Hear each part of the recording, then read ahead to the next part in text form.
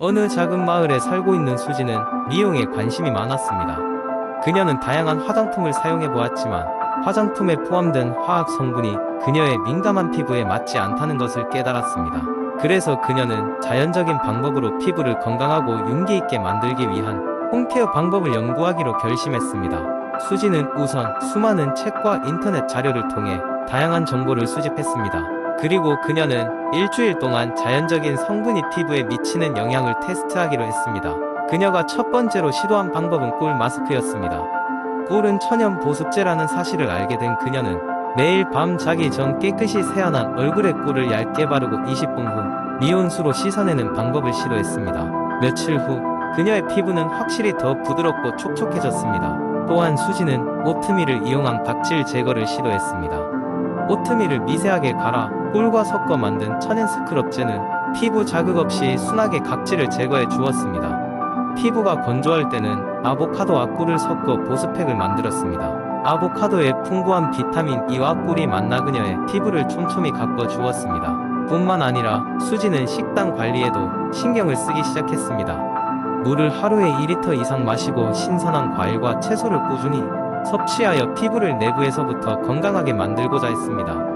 그녀는 특히 오렌지, 베리, 시금치 같은 비타민과 항산화 물질이 풍부한 음식을 많이 섭취했습니다. 이런 식단은 몸속 독소를 배출하는 데 도움을 주었으며 이는 곧 그녀의 피부에도 긍정적인 변화를 가져왔습니다.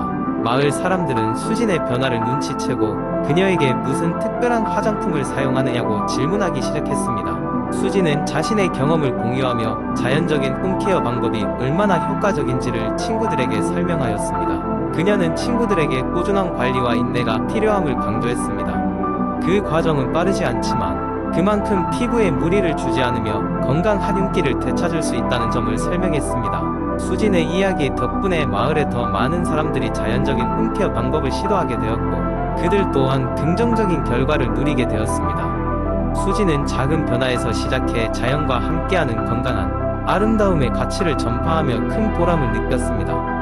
마을은 이제 자연의 혜택을 통해 더 빛나고 사람들이 윤기 있는 피부로 건강하고 행복하게 살아가는 공간이 되었습니다. 두 번째 이야기 어느 작은 마을에서 시작된 흥미로운 이야기가 있다. 이 마을은 공기 맑은 언덕에 자리 잡고 있었으며 마을 사람들은 대체로 건강하게 생활하고 있었다. 그러나 시간이 지나면서 외부의 병원균이 마을에 침입하기 시작했고 사람들이 아프기 시작했다. 어느 날 마을의 중앙 광장에 두 명의 인물이 모였다. 하나는 자연치료법의 대가인 민속의사, 또 다른 하나는 현대의학을 연구하는 과학자였다. 둘은 각각의 접근 방식으로 마을 사람들의 면역력을 증가시킬 방법을 제안하였다. 민속의사는 자연에서 얻을 수 있는 치료법을 강조했다. 그는 마을 사람들에게 자연의 선물을 최대한 활용하자고 설득했다. 신선한 공기, 깨끗한 물, 햇빛을 잘 받아들여야 한다. 마늘, 생강, 벌꿀같이 면역력을 높여주는 식품을 섭취하자. 정기적인 산책과 명상으로 스트레스를 줄이자고 강조했다. 그의 주장에는 깊은 전통과 철학이 담겨져 있었다. 그리고 마을 주민 가운데 그의 추종자들이 생겨났는데 이들은 자연의 힘을 신뢰하며 민속 의사의 가르침을 따랐다. 반면 과학자는 철저히 데이터와 증거에 의존한 접근 방식을 제안했다. 그는 최신 과학 연구 결과와 백신, 보충제를 사용한 면역 체계 강화 방법을 소개했다. 혈액 검사와 유전자 분석을 통해 개인 맞춤형 건강 프로그램을 설계하였고 특정 비타민과 미네랄이 면역 개선에 어떻게 기여할 수 있는지 설명했다.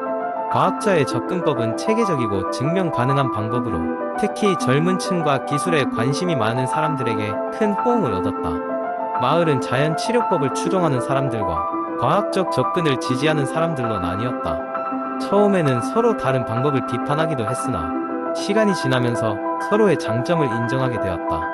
자연 치료법은 스트레스를 줄이고 일상의 균형을 잡아주었고 과학적 접근은 보다 뚜렷하고 빠른 개선 효과를 보였다. 결국 마을 사람들은 두 접근 방식을 적절히 통합하였다. 자연의 치유력을 활용하면서도 과학적 치료법을 수용하는 실용적인 방식을 채택했다. 마을의 면역력은 급격히 증진되었고 사람들은 이전보다 더 건강하게 생활할 수 있게 되었다. 이 이야기는 건강관리 방식에서 균형이 얼마나 중요한지를 이야기한다. 자연과 과학이 대립하는 것이 아니라 서로를 보완하며 함께할 때 가장 큰 효과가 날 수 있음을 사람들은 깨달았다. 마을은 이제 면역력이 높아진 상쾌한 공동체로 다시 활기를 띠기 시작했다. 이 이야기는 마을의 경계를 넘어 더 넓은 세상으로 전해지며 많은 이들에게 영감을 주었다.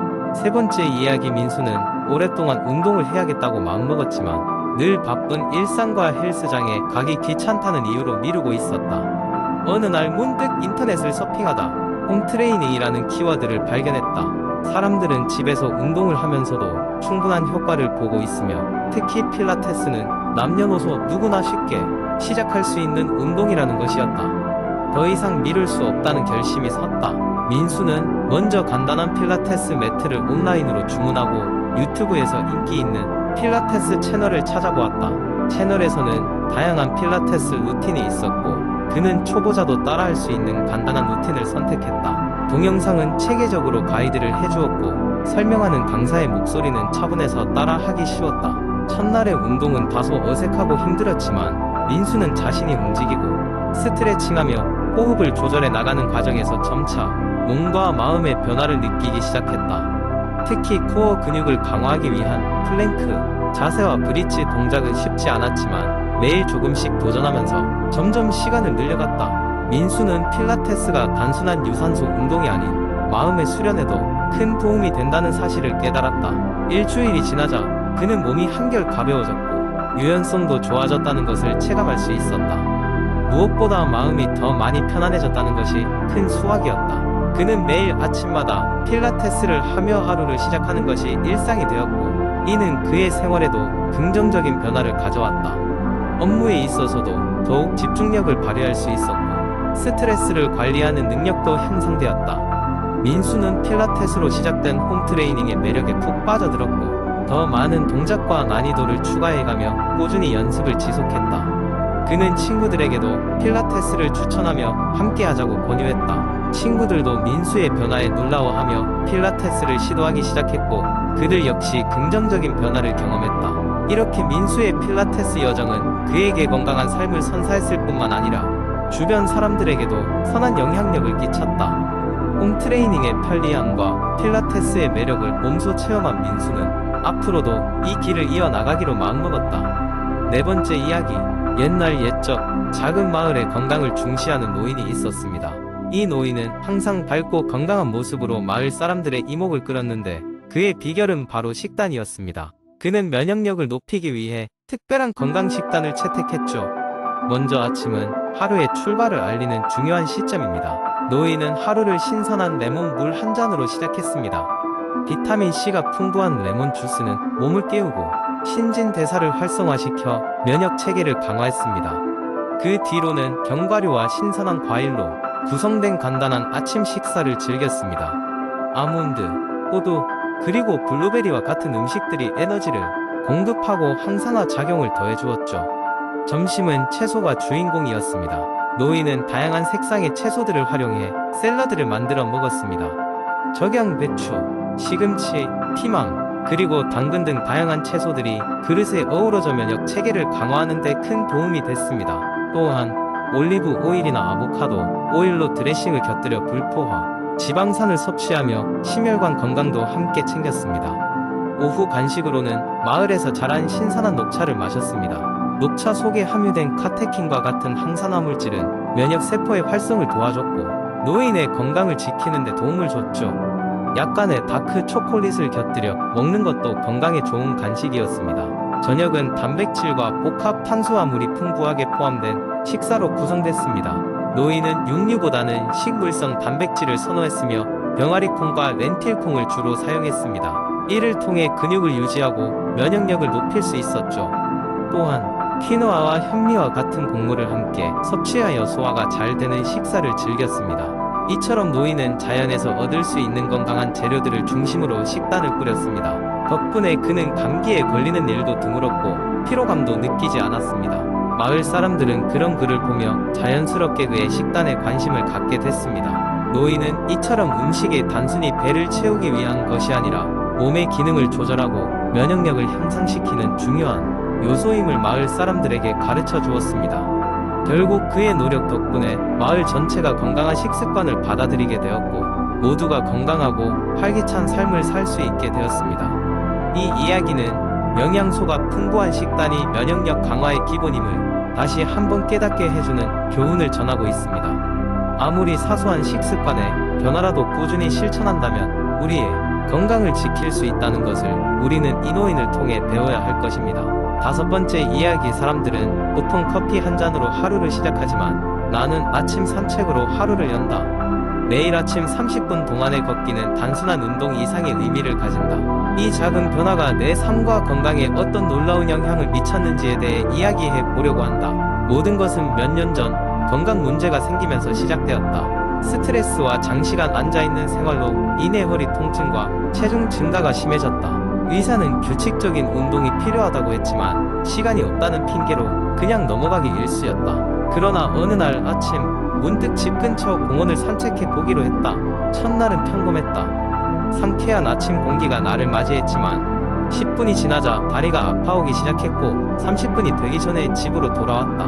하지만 그날 밤 오래간만에 깊은 잠에 빠질 수 있었다. 걷기 운동이 내 수면 패턴을 개선해 줄 거라곤 생각지도 못했지만 충분한 휴식을 취한 나는 그 다음날 아침 더 신선한 느낌으로 일어났다. 매일 아침 걷기를 계속한 결과 내 몸은 서서히 변화하기 시작했다. 첫째로 체중이 줄었다. 특별히 다이어트를 하지 않았지만 걷기를 통해 자연스럽게 식욕이 조절되며 살이 빠지기 시작했다. 이런 결과는 나에게 큰 동기부여가 되었고 좀 더 규칙적으로 걷기를 계속할 수 있는 힘이 되었다.